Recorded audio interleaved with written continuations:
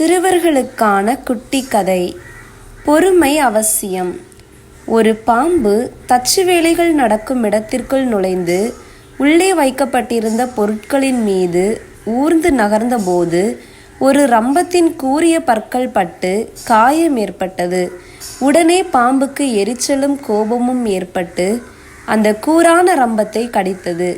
ரம்பத்தின் பற்கள் பட்டு பாம்பின் வாயில் இரத்தம் வர ஆரம்பித்தது.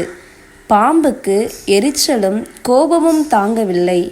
உடனே அந்த ரம்பத்தை சுற்றி வளைத்து இறுக்கி நொறுக்க ஆரம்பித்தது.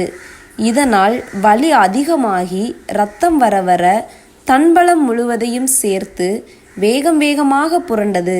தனக்கு என்ன நடக்கிறது, நாம் என்ன செய்கிறோம் என்று யோசிக்கவோ நிதானிக்கவோ முடியாமல் கோப வெறியில் தொடர்ந்து இறுக்கிக் கொண்டே இருந்தது. கடைசியில் தன் உடல் இரு துண்டாகி விழுந்து இறந்தது. இதுபோல்தான் நாமும் கூட நமது வாழ்க்கையிலும் மற்றவர்களிடம் தேவையற்ற வார்த்தைகளை வெளிப்படுத்துகிறோம். கோபத்தில் எதையும் யோசிக்காமல் செயல்படுகிறோம்.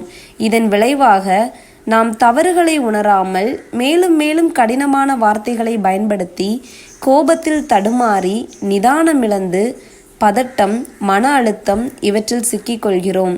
கடைசியில் இதனாலேயே நம் மனதையும் உடலையும் உறவையும் வாழ்வையும் ஒட்டுமொத்தமாய் இழந்து விடுகிறோம். ஒன்றை மட்டும் மறக்கக்கூடாது, தானத்தில் சிறந்த தானம் நிதானம்தான். தேங்க்ஸ் ஃபார் வாட்சிங்.